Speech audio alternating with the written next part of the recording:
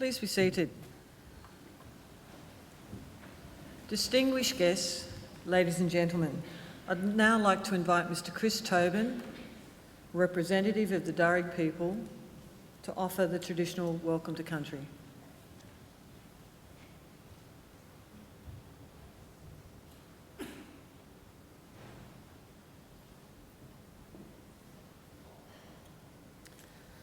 Thank you. Budji Mulinawul, everyone, Nalawa. Good morning and welcome to the lands of the Wallamedigal.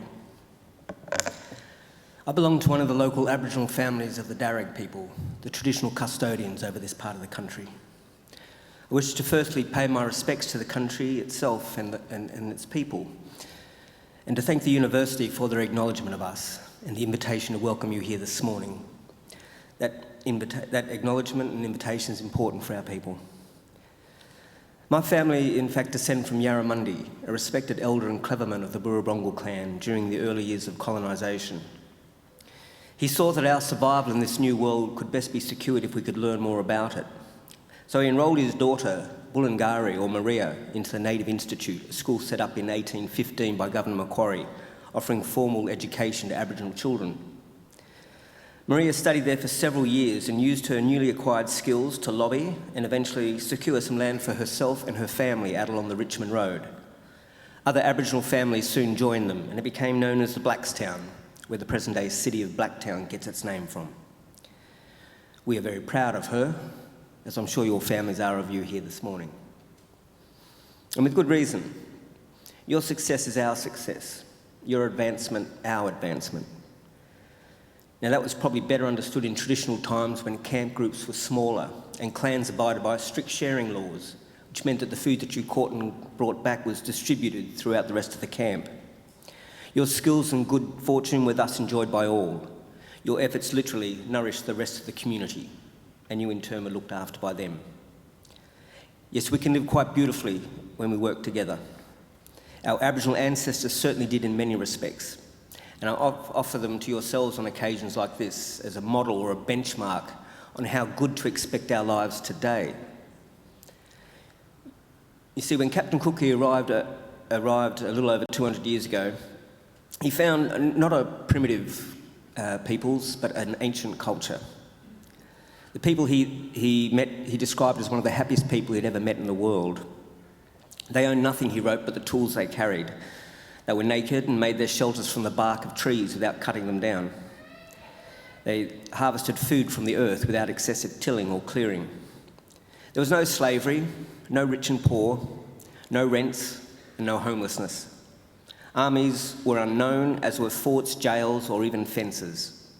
People cooperated to collect the resources that were needed, which were then shared out according to strict Aboriginal law. Our lands were maintained in their natural state through fire and responsible harvesting. Our rivers and waterways kept clean and unpolluted, with people drinking out of them as they have done here for the past 20,000 years. So remember, this is not a dream or an ideal. This was normal life for the longest time and not so very long ago. And I don't see why there is any reason why we should expect less for ourselves and our children than what our ancestors enjoyed. So graduates, I would say expect great and wonderful things from your lives. Life is good and we are naturally a happy people. Keep following that beautiful spirit that got you this far. Share your gifts with the rest of us. And I'm confident that together we can put together a world that we can be proud of and a future that is worthy of our children. We can all do our bit. I'll do mine now by winding up and letting you graduate. Just want to say congratulations to all of you and all the best in our collective futures. Thank you. Welcome to country.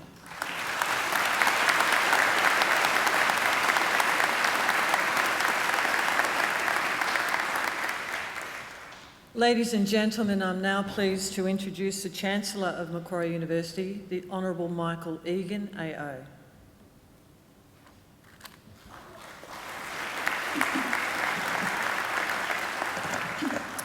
Thank you, Chris Tobin, for your welcome to country. Well, graduands, ladies and gentlemen, boys and girls, first I want to thank all of you for coming. A graduation ceremony is an important celebration of achievement. The achievements of our graduands and of course also of the university. So it's very good that you're here, and I'm very grateful that you are. I also want to especially thank those of you who have brought children with you. It's good for them that they're here, because memories of today and of the importance of today may one day be the thing that inspires them to emulate the successes of today's graduands. And their presence is good for us, because every celebration is enhanced by the presence of children. Now, unless children have changed enormously since I was a child, few of them will be able to stay quiet or stay still for the duration of a graduation ceremony. I don't expect them to, and I don't want them to, and I don't want parents to worry if they don't. They are most welcome, and please let them run around and make as much commotion as they like. And I see we have a few babes in arms. They're also encouraged to yell their lungs out, because we've discovered from long experience that a baby who cries through a graduation ceremony is back within 25 years to take out their first PhD. So it's to be encouraged, not discouraged. Now, the most important thing today is that our graduands have a great day. But you'll only have a great day if you're relaxed. There's no need to be nervous about anything. You've already passed your exams.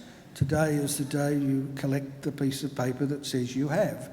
So just sit back and relax. Nothing can go wrong. Oh, well, that's not exactly true.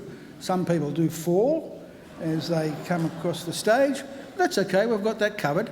That's why all these people dressed up to the nines are here. They pick you up and send you on your way. And today, the chief picker-up is Sir Liam Donaldson, who, amongst other things, is the Chancellor of the University of Newcastle, not here in Australia, but in the United Kingdom. And he's most welcome, and he'll be giving the occasional address a little bit later. So just sit back and relax. I hope this will be a very happy and a very memorable occasion for all of you.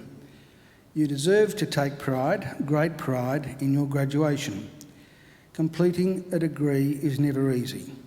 You need an intelligent and inquiring mind, you need determination and perseverance, and you need to make many sacrifices.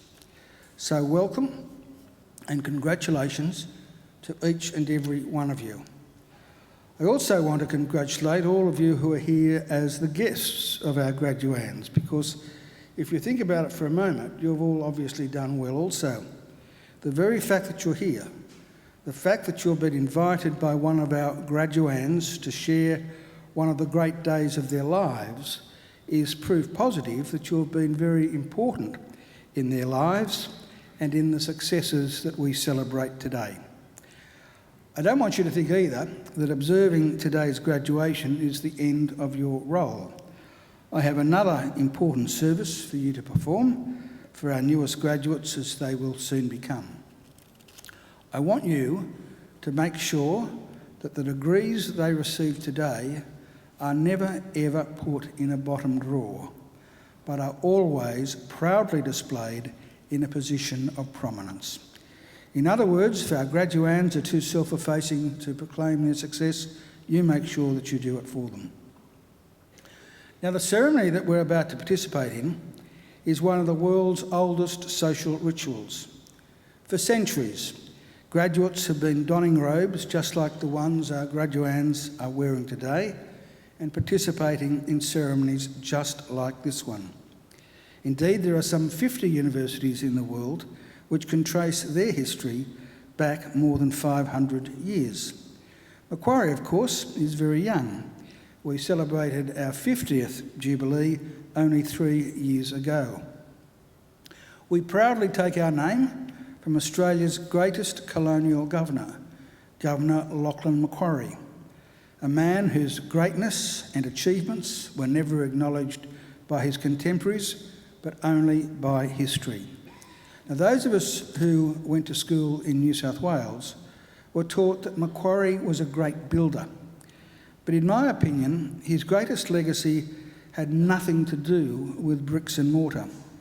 In my opinion, his greatest legacy was the ethos he established, much to the annoyance of the British authorities at the time, of an egalitarian society, because it was Macquarie's insistence that in this fledgling convict colony there be no distinction between the free and the freed that was the foundation of the Australian notion of a fair go for all.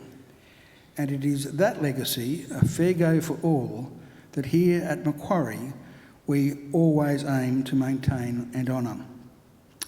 After our first 53 years, we now have more than 176,000 Macquarie graduates living in more than 140 countries. Macquarie is a very modern and outward-looking university. We're now ranked in the top 2% of the world's universities. From our beginnings, we have defied the traditional boundaries of academia. We have pioneered and continue to pioneer learning and teaching approaches that challenge conventions and shift thinking. Our students play a major role in their own learning and are empowered to guide what and how they learn. Where impact is brought to life by renowned researchers whose bold and innovative solutions to issues of global significance are of enormous benefit to the world we live in. By the way, that is not an idle boast. I mean, I'm sure at some stage today or this week, almost everyone in this room will make use of Wi-Fi. Now, Wi-Fi was not developed at Oxford University or Harvard University or Melbourne University or Sydney University. No, Wi-Fi was developed by Macquarie University scientists in conjunction with scientists from the CSIRO. We're also, yes, it's worth clapping, isn't it? It's a great achievement. We're also rather proud of some of our new facilities. On your way here today, you may have seen our new Macquarie University Hospital, which is only a few years old. We are the only university in Australia that owns and operates its own hospital, and it forms part of a very exciting medical enterprise, which, when fully established, will be Australia's first fully integrated academic health sciences centre under a university's leadership. And I might say too, it's a fabulous hospital. I can attest to that personally because I was a patient in it just a couple of years ago. I was a patient for 3 days. And I can assure you that the level of care and attention is absolutely phenomenal, especially when you're the Chancellor. So I recommend it to you. Other outstanding new facilities include our library, our Australian Hearing Hub, a world-leading institute in hearing and language sciences, a state-of-the-art media centre, a newly launched simulation hub for teaching and research, and cutting-edge science laboratories.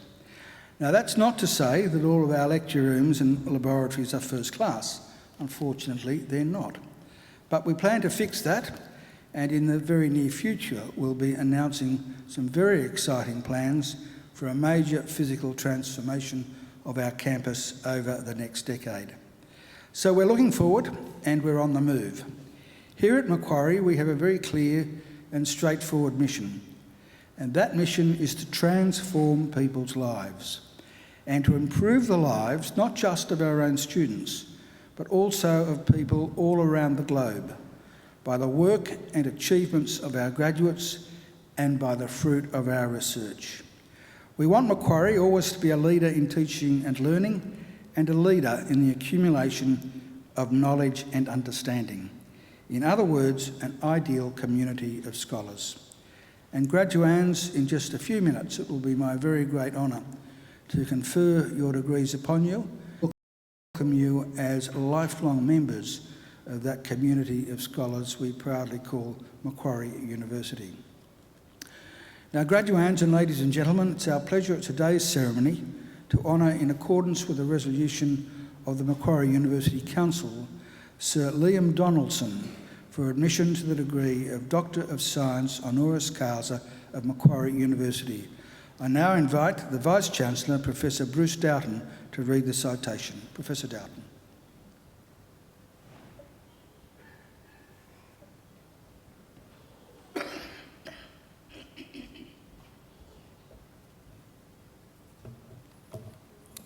I invite Sir Liam Donaldson to please stand for the citation. Professor Sir Liam Donaldson is an international leader in health and healthcare, particularly in the fields of public health and healthcare quality. His tireless work to improve patient safety by engaging with patients and their families, politicians, policymakers, and professional leaders is recognised worldwide. Since training as a surgeon in Birmingham, Sir Liam has gone on to hold teaching and research posts at the University of Leicester, where he also spent time in general practice. From the mid-1980s to the mid-1990s, he was Director of Public Health for regional health authorities, covering the North East and Yorkshire regions of the National Health Service of the United Kingdom. He later combined that role with the post of Regional Director for one of the 8 regional offices of the National Health Service Executive. Sir Liam became the Chief Medical Officer for England in 1998 and held that post until the year 2010.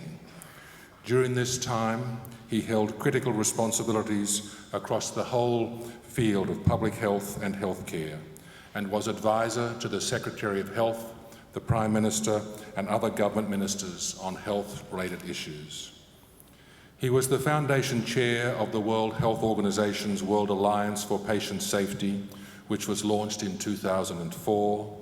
He is a past Vice Chairman of the World Health Organization Executive Board and is now the World Health Organization's Envoy for Patient Safety and Chairman of the Independent Monitoring of the Polio Eradication Initiative.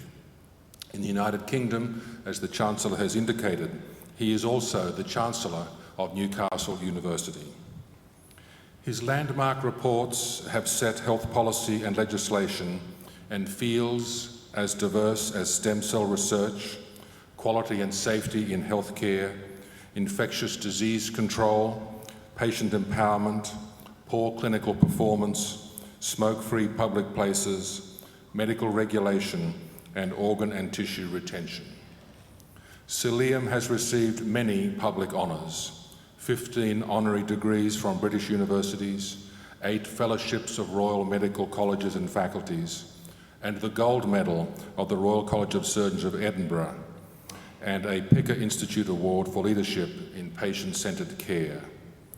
He was the Queen's Honorary Physician between 1996 and 1999.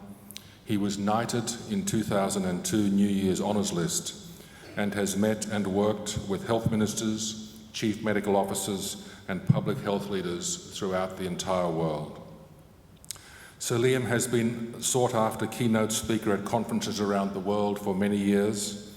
He is a regular contributor to print and broadcast media and is the author of over 200 papers in peer-reviewed journals and a standard textbook of public health.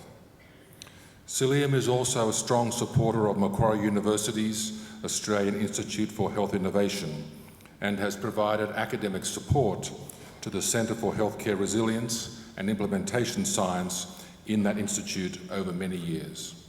Chancellor, it is with extraordinary pleasure that I present to you Professor Sir Liam Donaldson for the award of the Doctor of Science honoris causa in recognition of his extraordinary contribution as a physician, a researcher and global leader in public health and healthcare quality and safety over a period of more than 4 decades.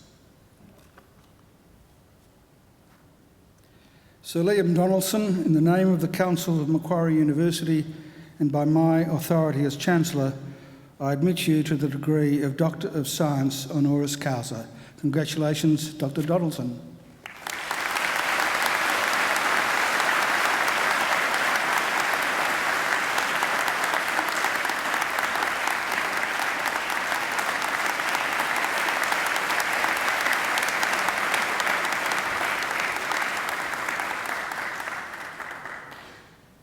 I now invite Sir Liam to present the occasional address. Please welcome Sir Liam Donaldson.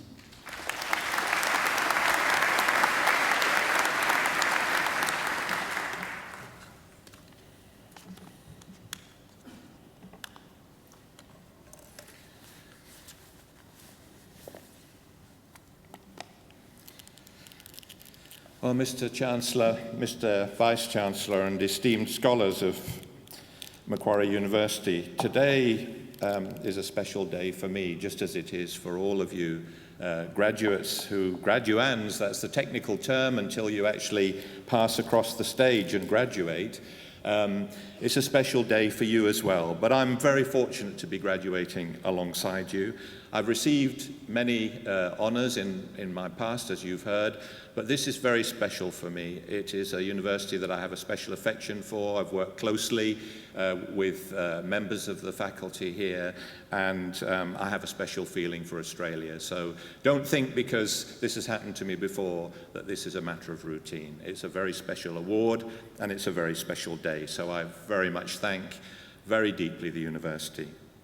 For you, my fellow graduates, the degree is a foundation stone in what I feel sure will be a long and fulfilling career. You're looking forward from today to a career that you need to build from here, from this great educational achievement. For me, it's a chance to look back at my own career. I don't do that very often, but listening to the Vice-Chancellor, it was an opportunity for me to think about the things that have happened in my career.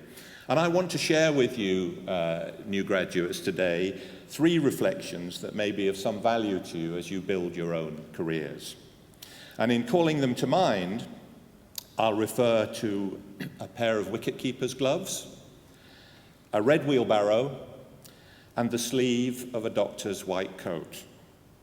My first reflection, it was 1964. I was a young boy in a small town in the north of England, watching a BBC broadcast on a small black and white television.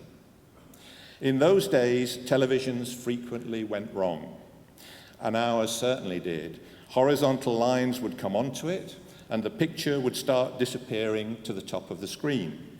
My father's technique was to give it a hard thump on the top of the cabinet, which would usually bring the picture back. But the television repairman, who was a frequent caller at our house, eventually warned against this practice and said, it's much better, as he put it, to nudge it gently. So it was an afternoon that my parents were out, and it was very, very important to me that the picture stayed true. So indeed, with my young elbow, I gave it a small nudge, and the picture seemed to stabilize, and I hoped it would stay that way. Why did I want it to stay that way? Well, the number in my mind, ladies and gentlemen, was 299. 299. My hero, F.S. Truman, was coming into bowl for England, and he wanted to be, and we wanted him to be, the first cricketer in the world to achieve 300 test wickets. And in he came. Fiery Fred with his classic run, his black hair flowing back, his white shirt billowing out, almost like a stallion coming up snorting to the crease. Hawke, caught Cowdery, bowled Truman. That's all the records say, but it was a big day for me as a young boy. But that is not my enduring memory that I want to pass on to you today. My enduring memory of that Ashes series in 1964, which incidentally, unfortunately, Australia won, was a seemingly minor occurrence that didn't end up in the history books as Fred Truman's record did. There was a moment, and I watched, when the England batsman went for a quick run. The Australian fieldsman going for the ball accidentally collided with one of the England batsmen, knocking him down. By the time he got up and started running towards the crease, it was too late for him to make his ground. The fieldsman had returned the ball to the wicketkeeper. But the wicketkeeper didn't plunge his gloves into the wicket and break it, as he should have done. He was entitled to run the batsman out, and indeed, he was expected to do that. He passed those heavy gloves gently over the bails and left them undisturbed. The Australian wicketkeeper that day was Wally Grout. Wally Grout was a true Australian and a sports legend, but also a character. One of the English gentlemen playing that day asked him, "Which public school did you go to, Grout?" To which the reply was, "Eating and drinking." 50 years on, I can still picture that flickering black and white television screen. I can still see those thick wicket-keeper's gloves pass gently over the bails. I can still feel the emotion of that moment of sporting integrity all those years ago. Down the years, I've come to see it as an allegory for fairness of all kinds. Throughout my career, in my professional world of medicine, in my academic life, in the organisations in which I've worked, I've seen and encountered examples of unfairness. I've seen patronage in appointments where the best candidate didn't get the job. I've seen a researcher's idea being taken by a more senior member of the team, who then portrays it as his own. I've seen a junior person left to take the blame when something has gone seriously wrong. And I've seen the harm that that act of unfairness can bring. I've seen how devastating it can be for the person who's wronged, and I've seen how it can breed cynicism and mistrust in an organisation or a department. So my fellow graduates, my advice to you as you travel around the world to different institutions and organisations is make fairness one of your values, something that you hold dear, and have the courage to stand against unfairness, however difficult it may be, whenever you see it. My second reflection. I've always been a big fan of Bob Dylan. His work has meant a great deal to me. And he prompts this second reflection, but it's otherwise got nothing to do with him directly. There used to be a guided tour of Dylan's hometown in Minnesota, Hibbing, in the so-called Iron Range. Those on the tour got to meet Dylan's old English teacher. He was a man called B.J. Rolfson. By that time, he was in his 80s. And he spoke briefly of his former pupil as part of the tour, but he quickly turned the tour stop into a poetry class for the tourists. He talked passionately about poetry, and in particular about the beauty of his favourite poem, The Red Wheelbarrow by William Carlos Williams. It's one of my favourite poems too. Like Dylan, the point of the story isn't the poem itself. I'll come back to why I'm telling you this in a moment. But because it is regarded as one of the great poems of America, I'll read it to you, and it is very short. It's called The Red Wheelbarrow by William Carlos Williams. So much depends upon a red wheelbarrow, glazed with rainwater beside the white chickens. A seemingly simple, direct, short poem, which over the years people have engaged with it because of its plainness and its simplicity, but also because of the ambiguity of that first phrase. So much depends upon a red wheelbarrow. The point of the story, though, is that it describes a great teacher in a small town, somebody who inspired generations of students. But we would never have heard of him at all if one of his students hadn't been one Robert Zimmerman, who went on to be Bob Dylan, now, in slightly controversial circumstances, a Nobel laureate for literature. In the university, in any university, a mediocre researcher will often be known right across the world. But in a university, a truly great teacher will seldom be known beyond the gates of their institution. Yet their ability to inspire and shape the future can be enormous. My fellow graduates, don't regard teaching as a chore or an irksome duty.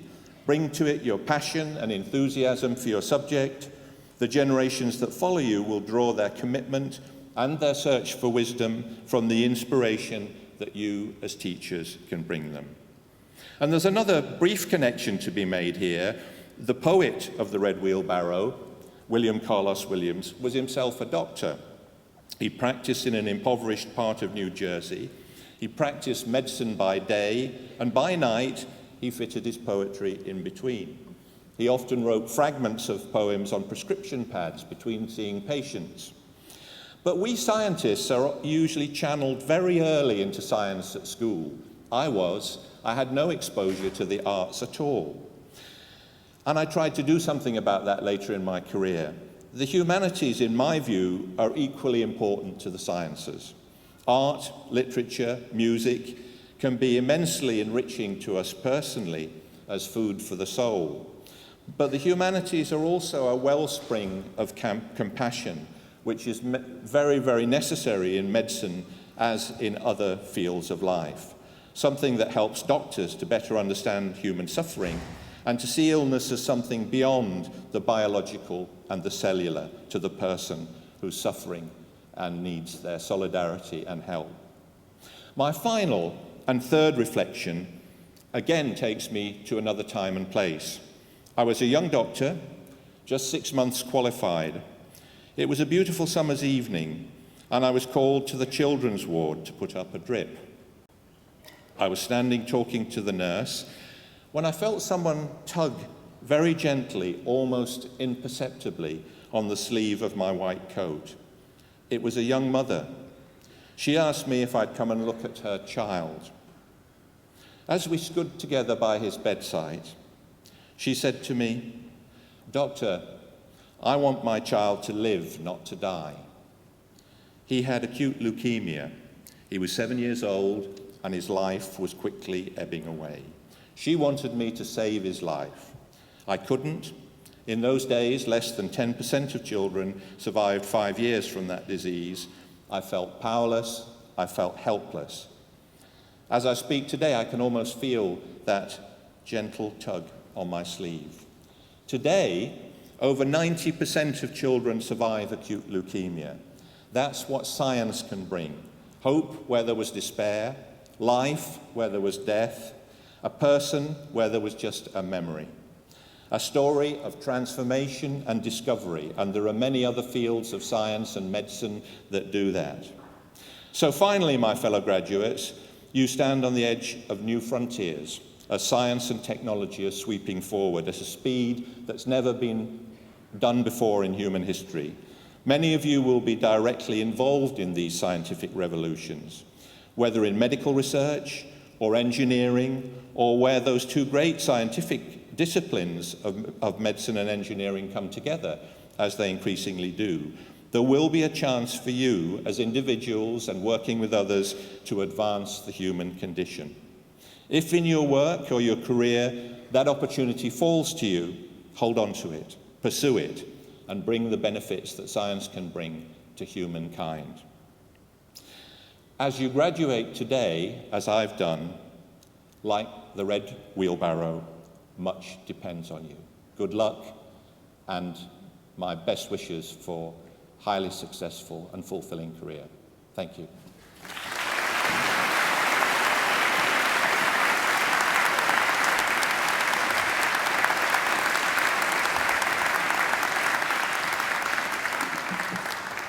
Well, graduands and ladies and gentlemen, I'm sure you'll agree that was an inspirational occasional address. It also brought back some memories to me. I wasn't a young boy in 1964 when that Ashes series was on. I was well into my teenage years, but I do remember that series, and I do remember people like Wally Grout and Freddie Truman, and it did occur to me when you were speaking how the world has changed since 1964. Freddie Truman was a professional cricket player, and many of the cricket players in the UK were amateurs. They were regarded as the gentlemen, and the professionals were called the players. And what's more, when they went to a cricket field, the gentlemen would enter from one gate and the players would enter from another gate. So I think we've come a long way since that time in the way we treat people. And of course, the point that Salim made early on is that fairness should be one of your values, and that's very, very important. He also mentioned the importance of great teaching, because teachers can inspire people to go on to very great things. The former Governor of New South Wales, Dame Murray Bashir, always used to say that the three most important professions are nursing, plumbing. You might think about that one for a moment, but the effect of plumbing on public health, she said, and she's a doctor herself, saved many more lives than the medical profession. But the third important profession was, of course, teaching. And teachers really can play an enormous role in making the world a much better place for us all to live in. I think Salim deserves another great round of applause for a great occasion like this.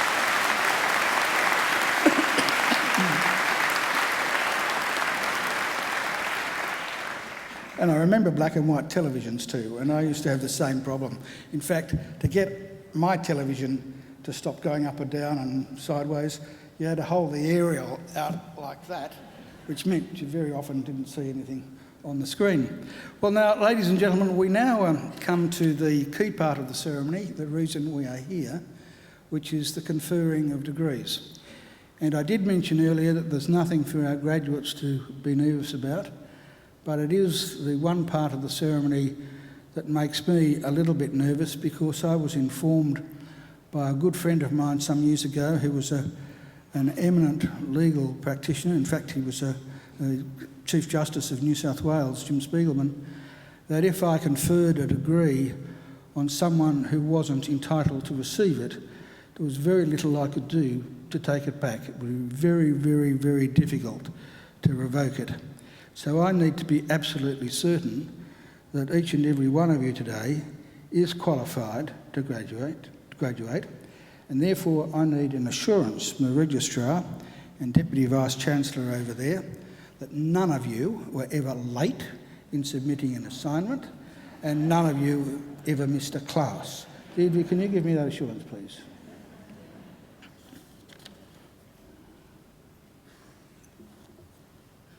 Chancellor, I certify that all the candidates being presented here today and those who are absent have satisfied the requirements of Academic Senate for the degrees they are to be awarded. Would all candidates for admission to degrees please stand? Graduands, in the name of the Council of Macquarie University and by my authority as Chancellor, I admit each of you present and those who are absent to the degrees for which you have qualified. Graduates, congratulations.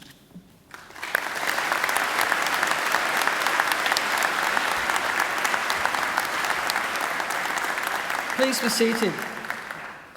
Chancellor, the graduates at this ceremony are from the Faculty of Medicine and Health Science and the Faculty of Science and Engineering. I now call on Professor Catherine Dean, the Acting Executive Dean of the Faculty of Health Sciences and Medicine, to present the graduates. Professor Dean.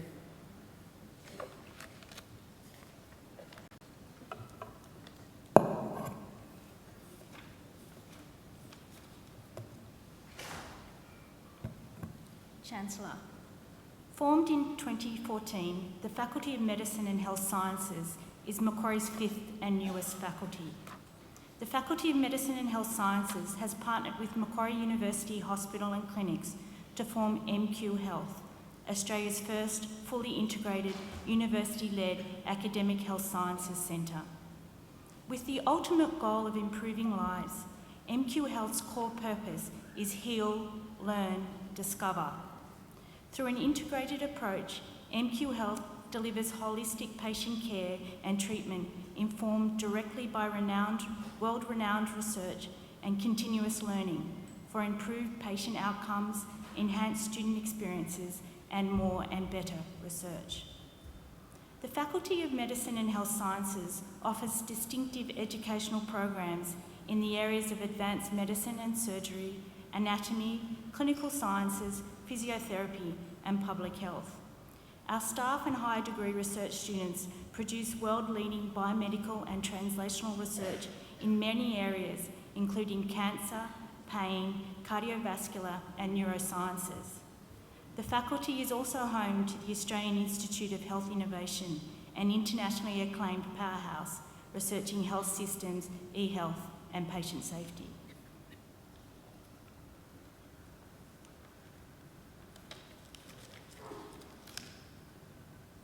Chancellor, I present to you graduates from the Faculty of Medicine and Health Sciences whom you have admitted to degrees. I present graduates admitted to the degree of Master of Research.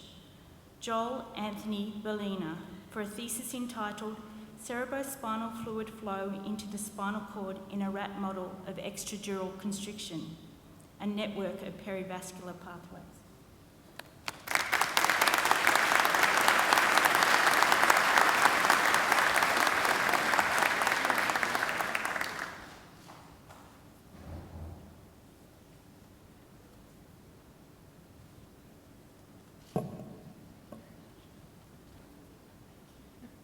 Yadranka Cook for a thesis entitled Identifying External Influences and Understanding Factors Creating Pressure on Hospital Systems.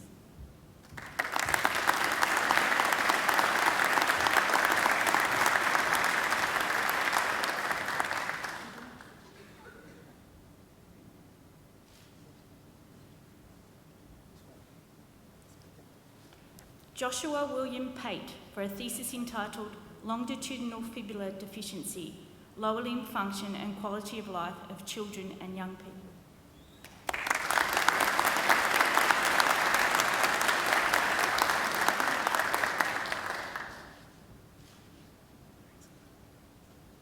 Dmitry Polikarkov for a thesis entitled Application of Photoluminescent Nanomaterials for Diagnosis and Therapy of Bladder Cancer.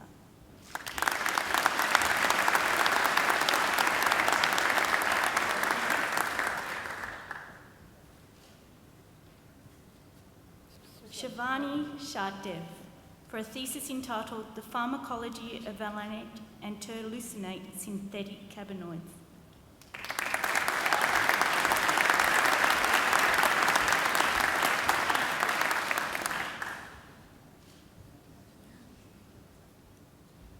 I present graduates admitted to the degree of Doctor of Philosophy.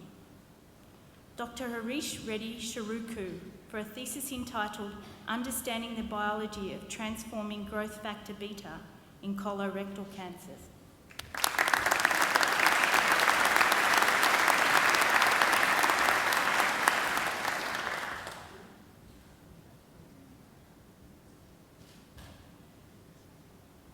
Dr. Alwyn Hu Hock Xuan for a thesis entitled Education and Training in Ultrasound-Guided Regional Anesthesia.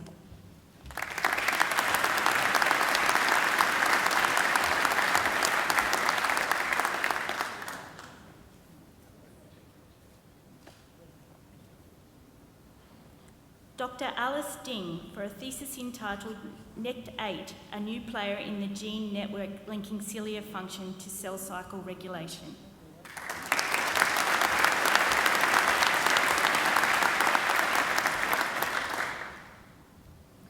Dr. Carmel Kapoor for a thesis entitled The Role of Microglia in the Synthetic Control of Blood Pressure in Normotension and Hypertension.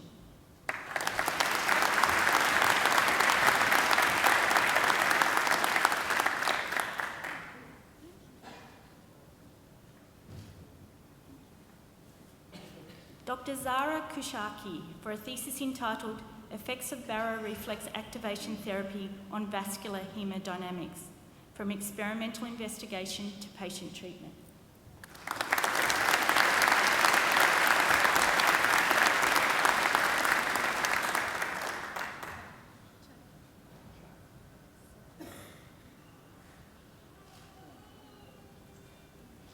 Dr. Sheng Le for a thesis entitled Functional Properties, Neurochemistry and Conductivity of Medullary Neural Networks that Control Breathing and Circulation.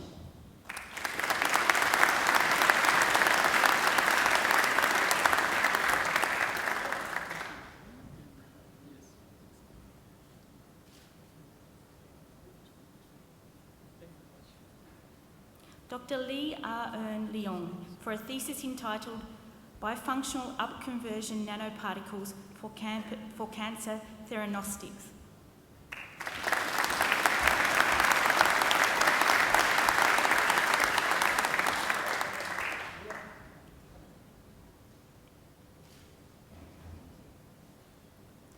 Dr. John Panagopoulos for a thesis entitled Innovative Approaches to Diagnosis and Treatment of Back Pain.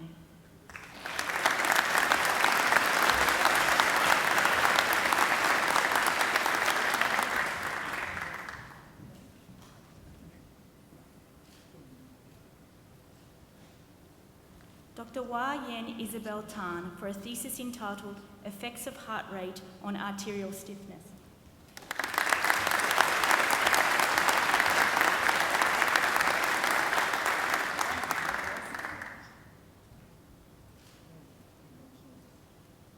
Dr. Solomon Ogugu Ogoha for a thesis entitled Endothelial Cells in Cerebrovascular Disorders.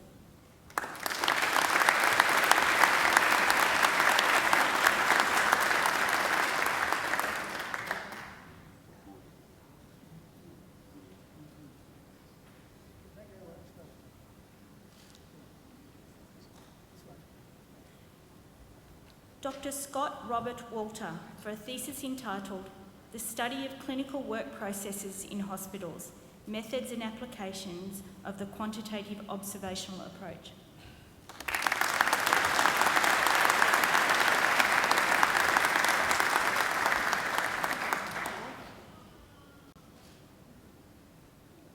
Dr. Philip Wyszynski-Barkiniek, who has been awarded the Vice-Chancellor's Commendation for a thesis entitled Modulation of Brainstem Nuclei Responsible for Cardiovascular Command.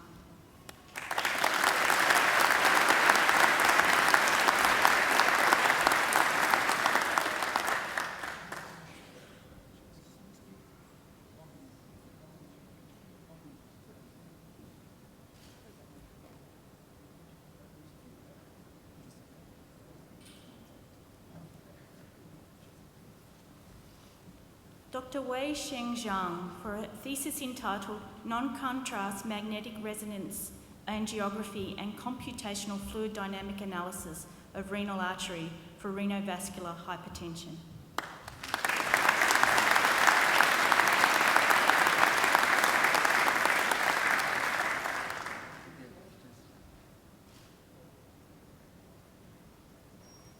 Chancellor, that completes this morning's presentation of the graduates from the Faculty of Medicine and Health Sciences. Chancellor, I now call on Professor Ian Marshner, the Deputy Dean of the Faculty of Science and Engineering, to present the graduates. Professor Marshner. Chancellor, the graduates at this ceremony are from the Faculty of Science and Engineering. This faculty teaches courses and conducts research about people and our physical environment. It is home to a number of internationally recognised research centres. It has close links with industry and is building firm future partnerships, especially with companies located in nearby Macquarie Park. This ceremony includes graduates from the discipline of Biological Sciences. Chancellor, I present to you the graduates from the Faculty of Science and Engineering whom you have admitted to degrees. I present the graduates admitted to the degree of Bachelor of Arts with the Bachelor of Science. Elizabeth Louise Hagan Lawson.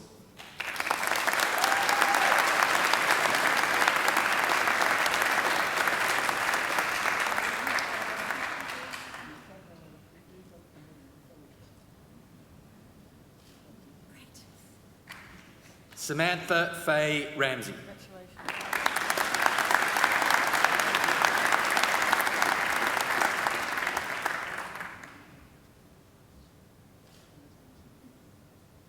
Stephen Mark Sagala.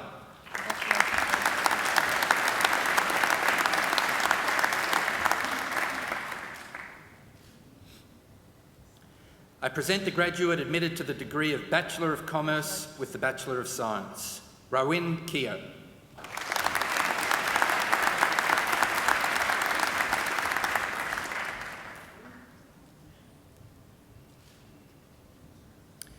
I present graduates admitted to the degree of Bachelor of Advanced Science, Belinda Gay Showler.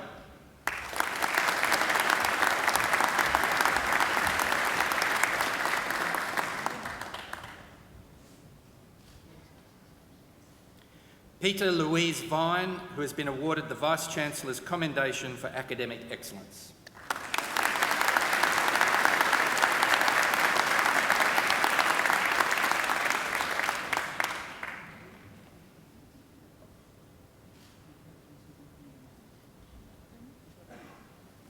Owen Thomas Watson.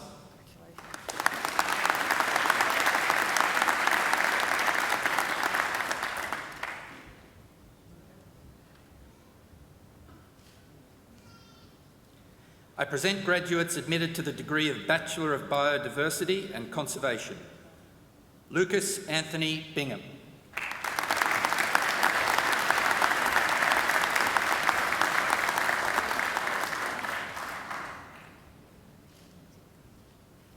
Alexander Robert Carey.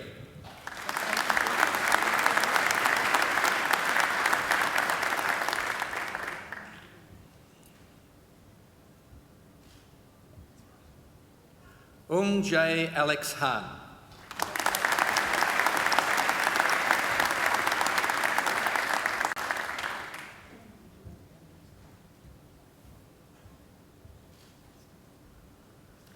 Dylan Persher.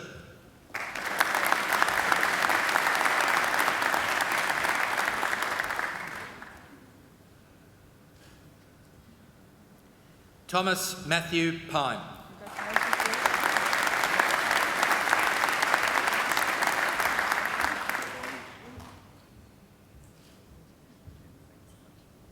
Nicholas Singh.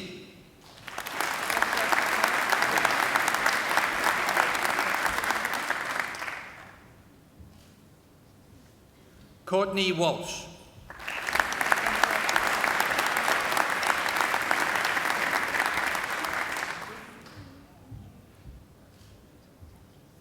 Phoebe Louise Wise.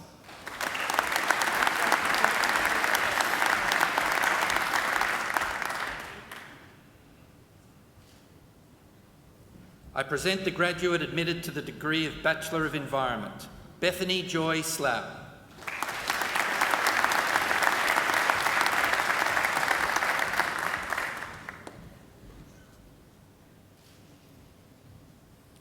I present graduates admitted to the degree of Bachelor of Health, Nada Sheikh Ali.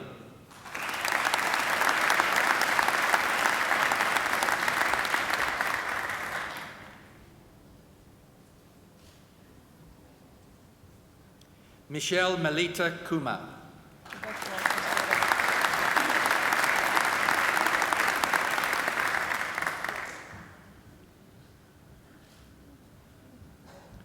Zoe Michelle Rock.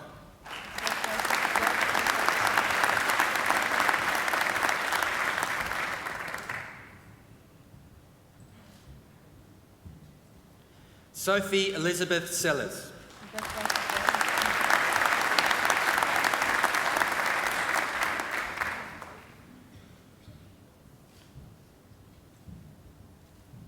Emma Jean Shepherdson.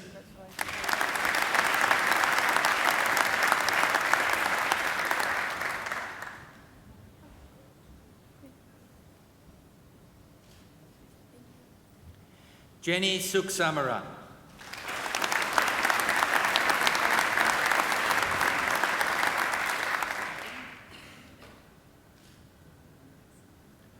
Huang Lee Tong, who has been awarded the Vice-Chancellor's Commendation for Academic Excellence.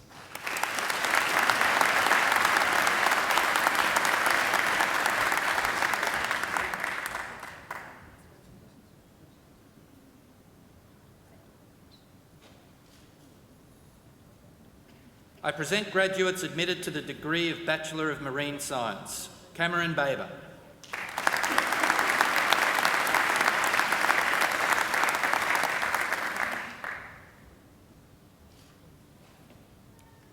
Stephen Chio.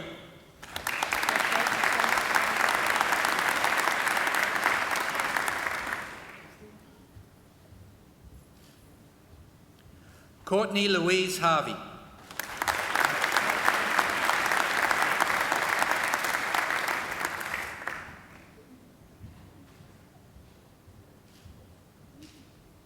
Theodore Henry.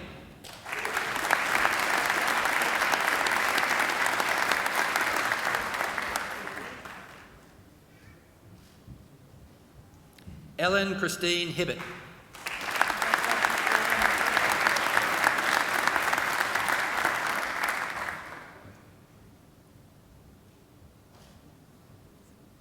Katrina Jones.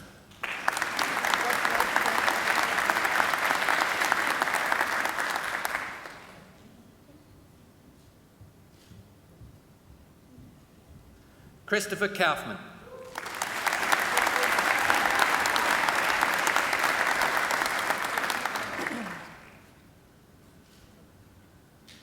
Jared Luke McDonald.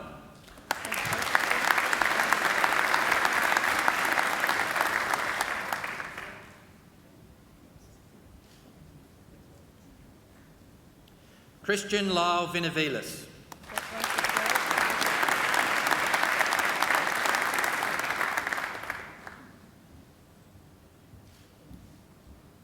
CJ Young.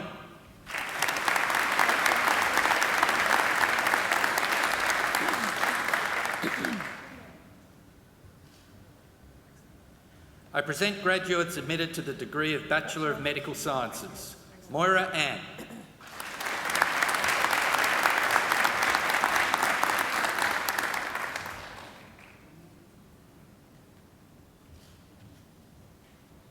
Alina Baston.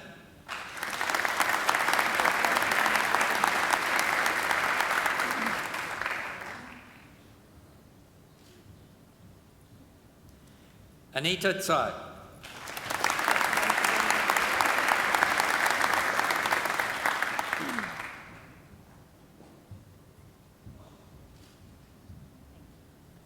Lashini Manruka Chandrasinghe.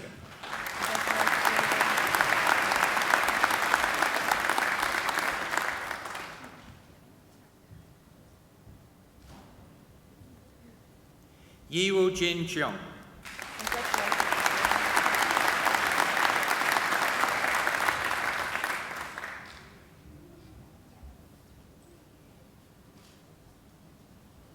Joyce El Haddad.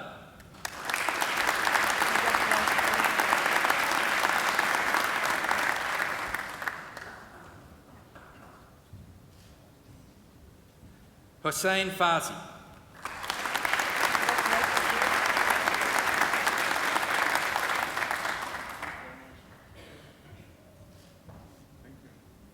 Daniel James Hedger.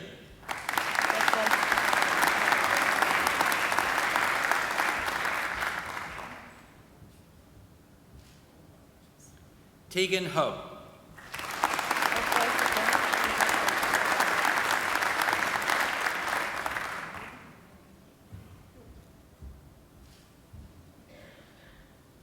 Aline Juma'a.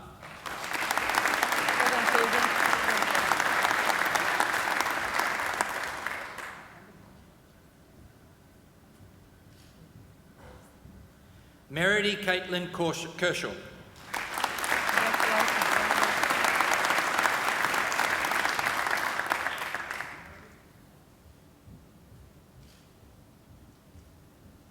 Joshua Ji-Kai Lim.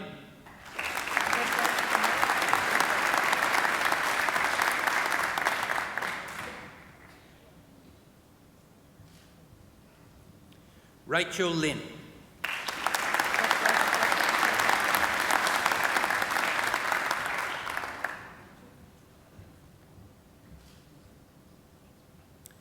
Annika Linda.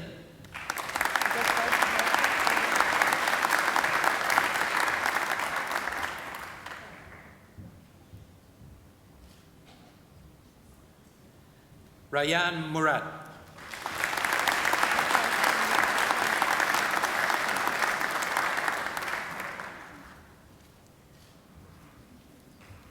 Anarita Ng.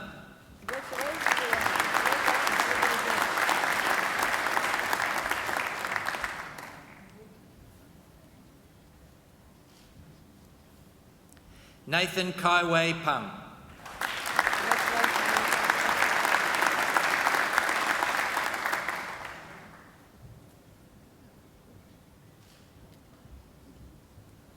Jishnu Ravendranath.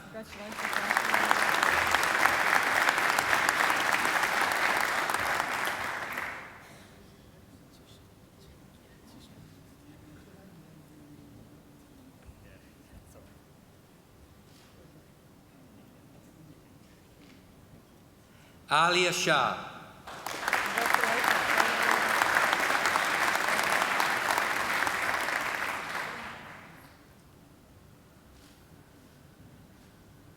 Nancy Walaza.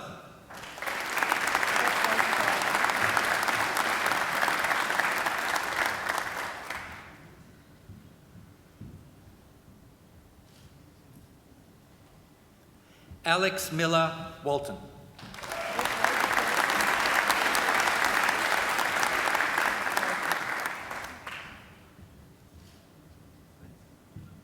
Shauna Ann Winchester.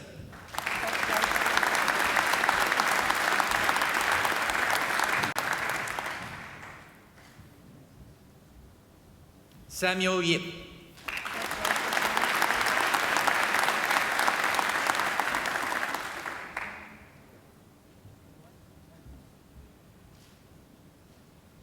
Hoda Zare.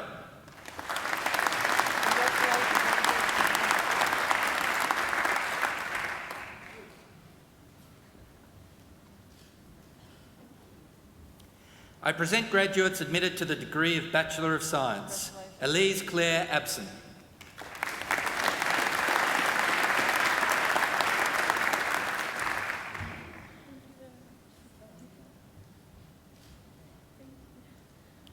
Alex Akbari.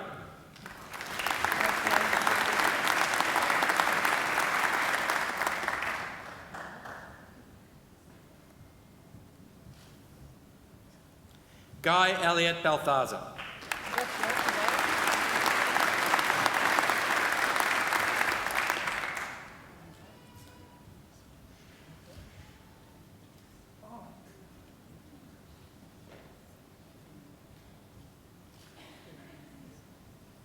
Mariam Shabata Barang.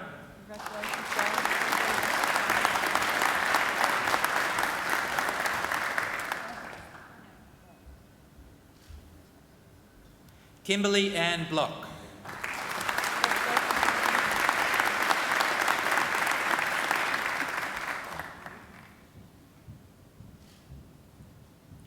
Michelle Diane Calcott.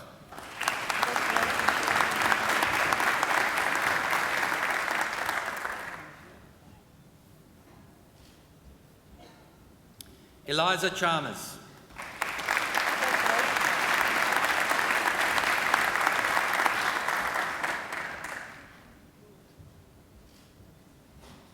Stephen Chen.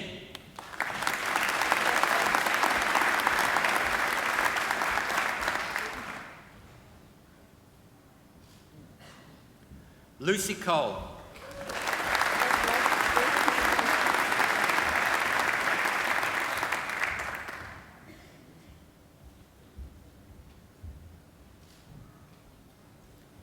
Svetlana Cooper.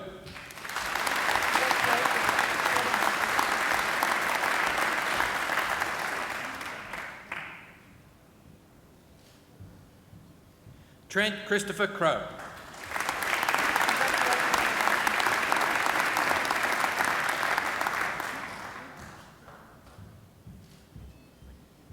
Elsa Kate Deckett.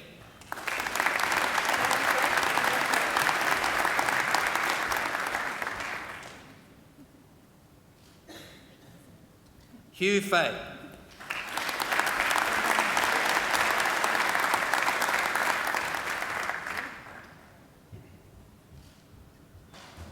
Jasmine Jane Fitzgibbon.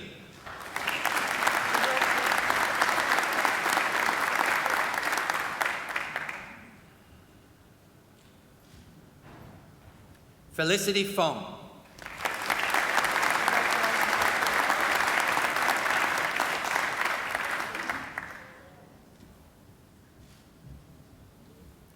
Jessica Kate Forrester.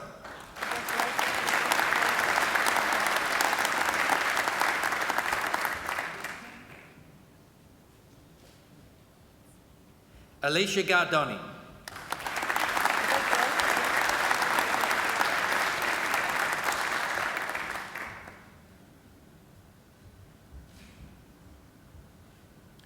Timothy Michael Gali.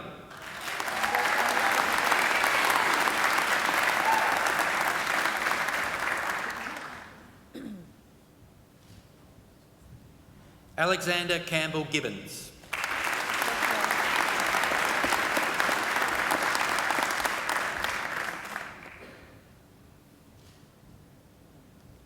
Jan Louise Gow.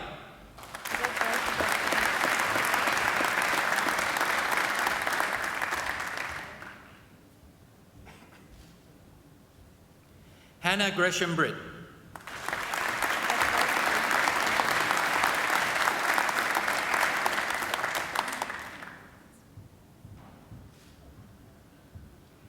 Caitlin Marie Grover.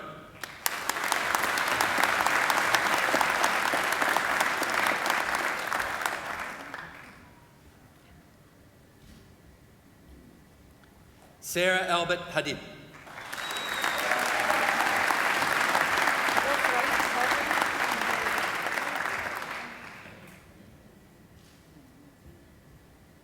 Caitlin Haig.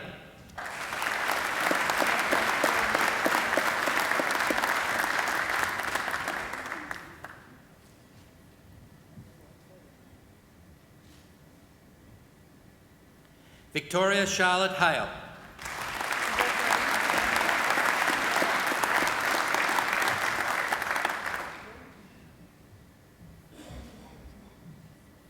Stephanie Ann Ham.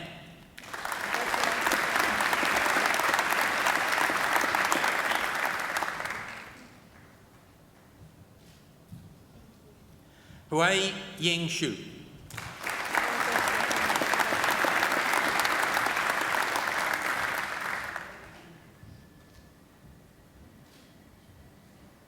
Crystal Lee Jenkins.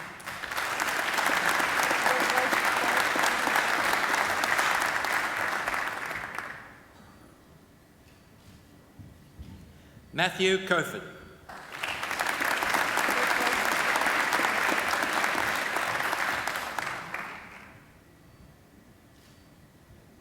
Yi Wing Lam.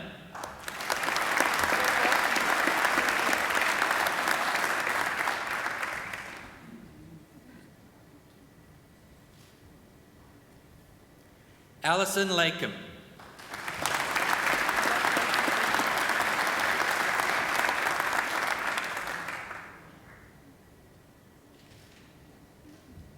Brittany Littleboy.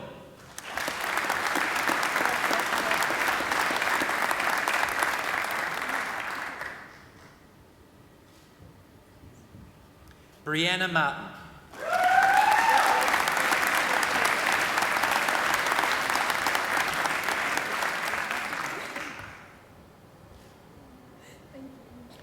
Jessica Lily Moore.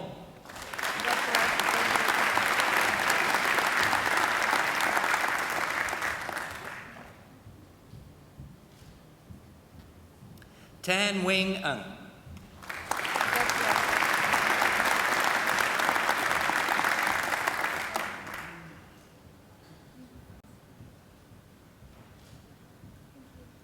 Michelle O'Brien.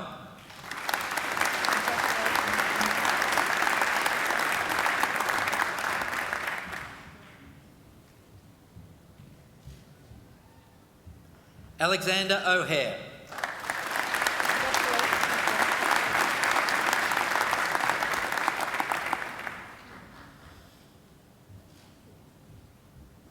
Michael Charles O'Sullivan, who has been awarded the Vice-Chancellor's Commendation for Academic Excellence.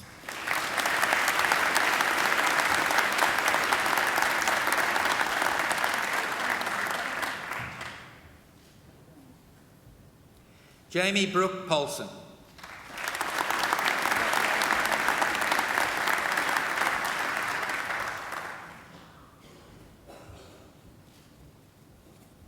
Sapna Kirti Pratap.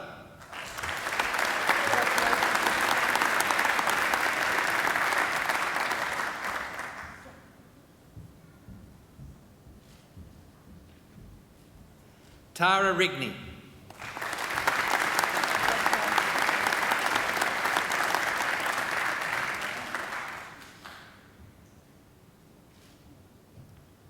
Megan Rocco.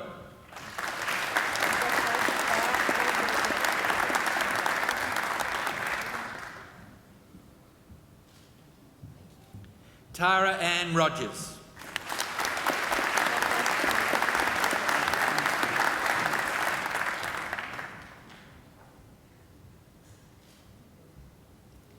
Alicia Saini.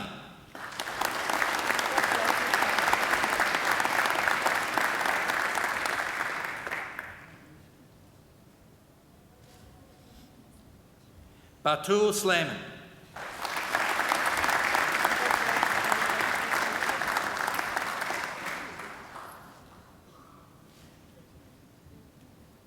Janine Slayman.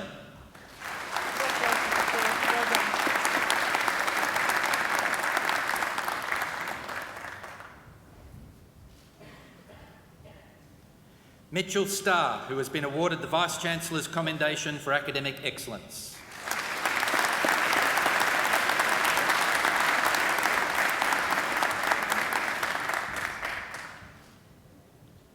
Andrew Thomas.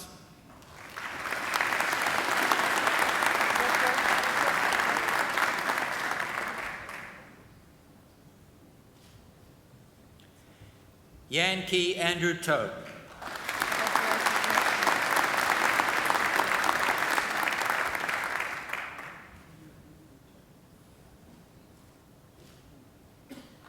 Jackson John Tobias.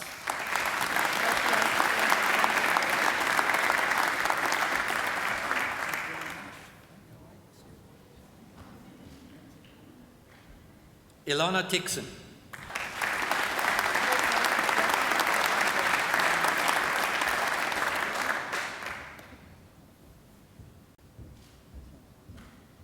Mia Vidovic.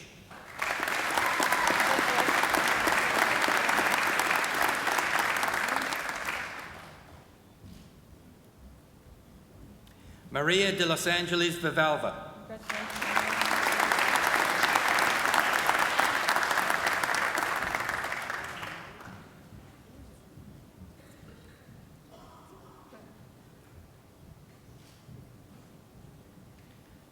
Emmanuel Vinoya.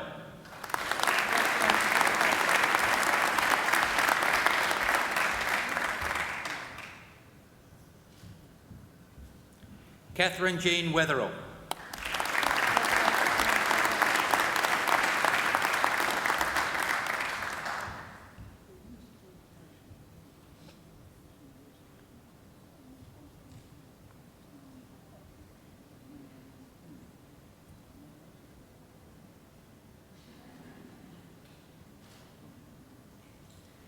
I present graduates admitted to the degree of Master of Wildlife Management. Troy Jennings.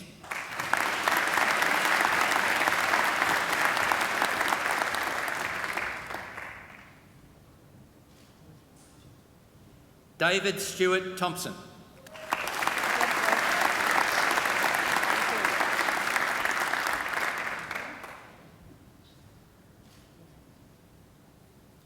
I present the graduate admitted to the degree of Master of Research and the University Medal for Biology, Kieran Philip Mathewson, for a thesis entitled Biostratigraphy and Chemostratigraphy for the Lower Cambrian Normanville Group, South Australia.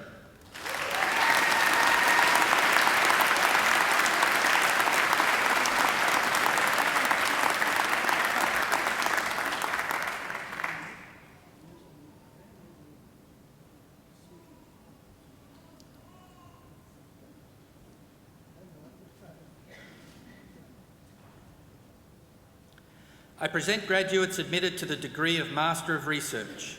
Peter Alexander David, for a thesis entitled Quantifying Damage to Coral Colonies by Waterborne Debris During Hydrodynamic Disturbances.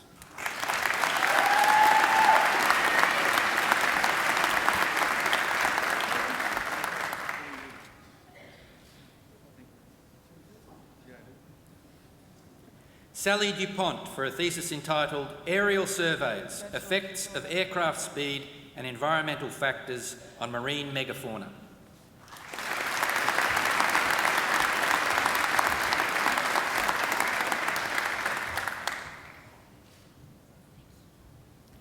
Timothy Martin Marr, for a thesis entitled Withstanding Heat Waves, Proteomic Analysis of Adaptive Thermotolerance in Eucalyptus grandis Seedlings.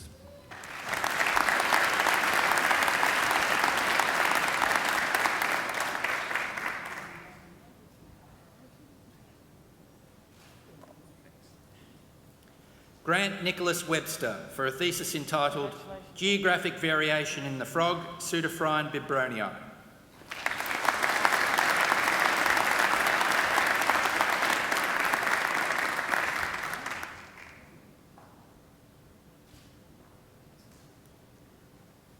I present the graduate admitted to the degree of Master of Philosophy, Dustin John O'Hara for a thesis entitled Increased Spatial Resource Partitioning Among Multi-Species Seabird Colony in a Lower Productivity Year, Tracking and Stable Isotope Analysis of 3 sympatrically breeding species over a 3-year period.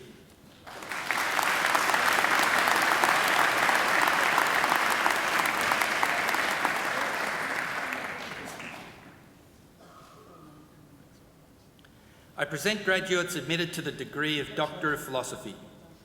Dr. Daniel Charles Bateman for a thesis entitled Direct and Indirect Impacts of a Non-Native Predator, Foraging by Carcinus meani on Native Bivalves of the Southeast Australian Estuaries.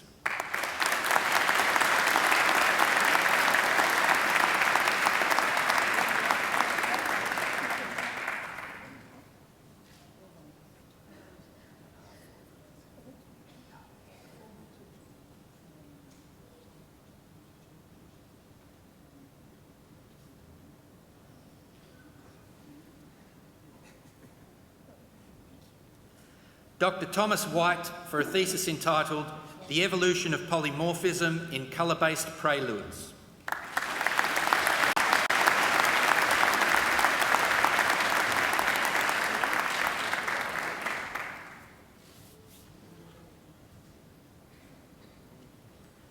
Chancellor, that completes this morning's presentation of the graduates from the Faculty of Science and Engineering.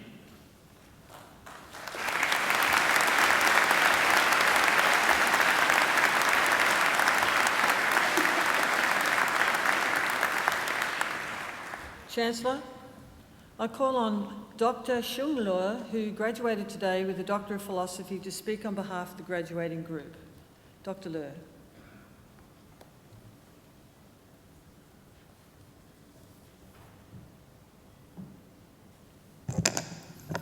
Chancellor, members of the university, families and friends, I feel privileged to be invited to speak today on behalf of my fellow graduates.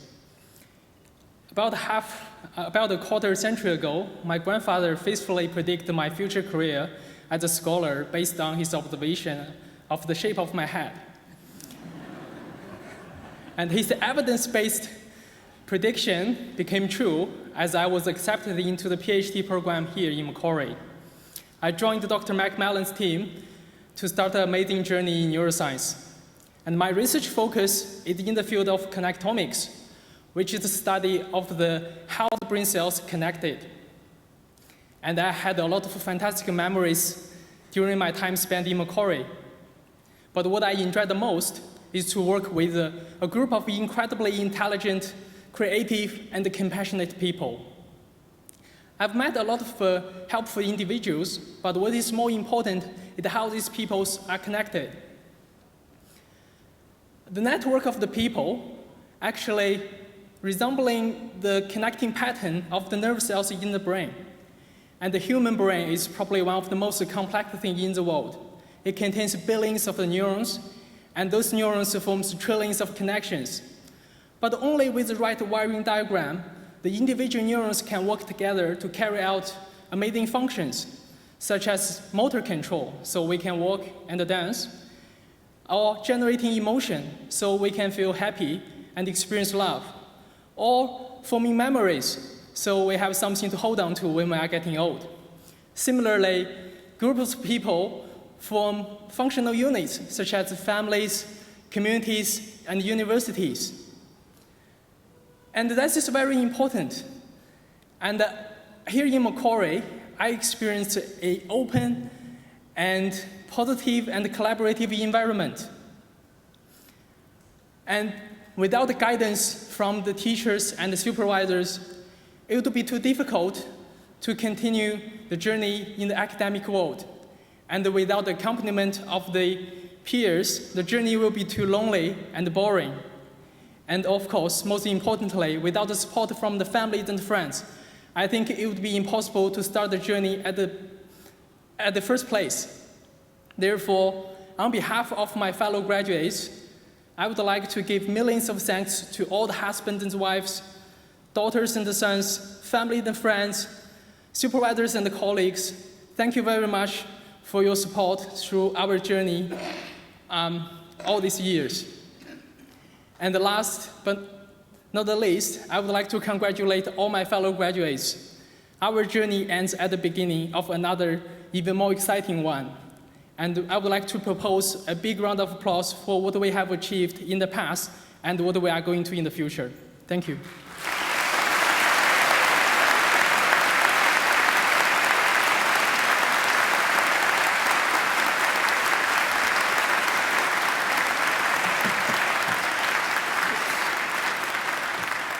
Well, Cheng, congratulations on a very fine speech, and congratulations on your PhD.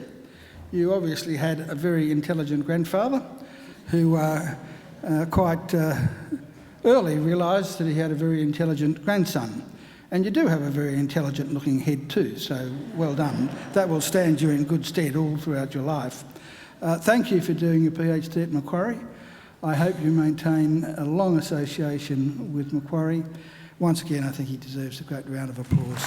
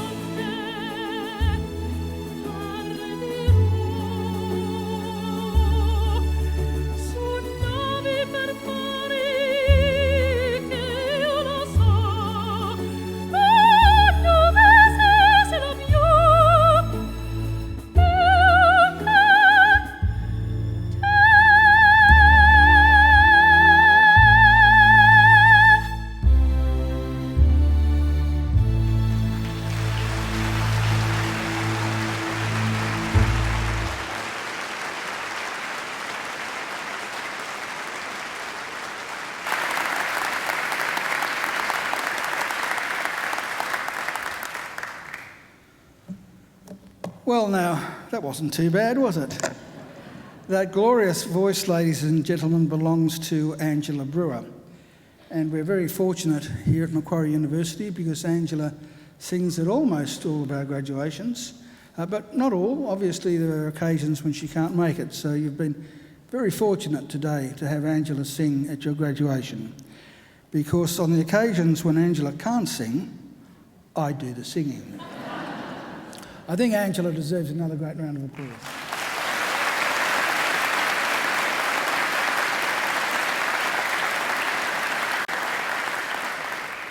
So too do our fabulous musicians, Dr. James Forsyth over there, our organist.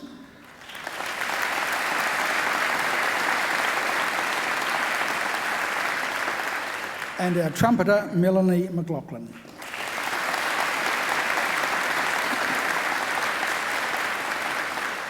And sitting next to them, and also over on this side, are some of our alumni volunteers who volunteer their time to come along and make sure that things run smoothly at your graduation. So I'm sure you'd like to thank them as well.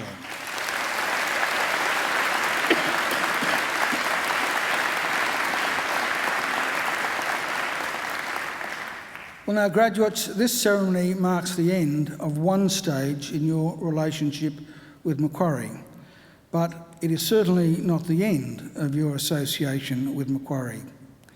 From today on, for the rest of your lives, you are part of the bigger Macquarie family, which is our alumni, and part of the network of 176,000 Macquarie alumni spanning the globe. Although it'll be 180,000 by next Friday, I might say. Now, we'll certainly keep in touch with you through our alumni program, which is focused on lifelong learning, lifelong support, and lifelong connections.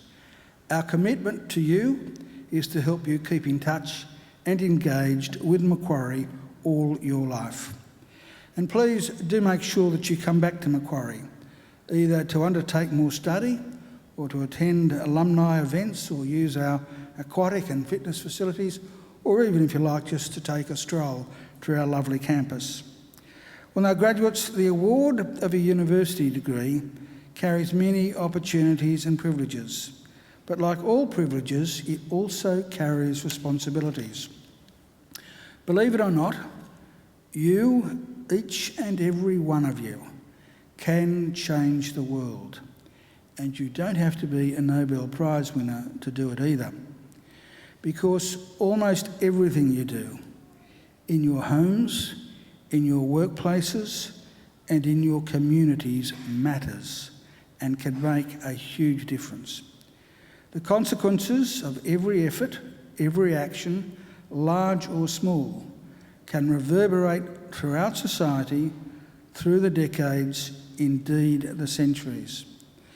Even something as simple as a kind word or a kind gesture can often be the spark that ignites a great life or a great career or a great achievement. So as Chancellor of Macquarie University, I charge you to use what you have learned not only for your own benefit, but also for the betterment of the community. I charge you to use the skills and knowledge you have acquired with rigour and integrity, and to commit yourselves to a program of lifelong learning and inquiry. I charge you to recognise the worth and dignity of all people, particularly those who have not had the opportunities that you have enjoyed. I charge you to set high goals and to continue the hard work that has brought you so far. I charge you, wherever you go, go with all your heart. And in all you do, I charge you to uphold the good name of Macquarie University. Now, graduates, I hope also you'll always remember the people who have helped you along the way, many of whom, of course, are here to help you celebrate today. So to acknowledge their contribution and thank them for it, I'm now going to ask you to do a couple of things. Graduates, would you please stand? Now I'd like you to put your degrees on the seats behind you so that your hands are free, And I'd like you to turn around to face your families and your friends. And now I invite you to give them a mighty round of applause.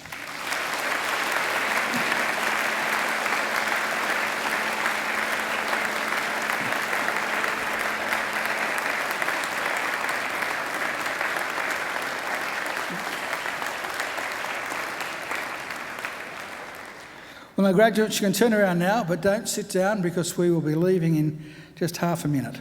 Here on the dais behind me are representatives of our academic staff who, of course, have supported you throughout your journey at Macquarie. I'm sure you'd like to thank them as well.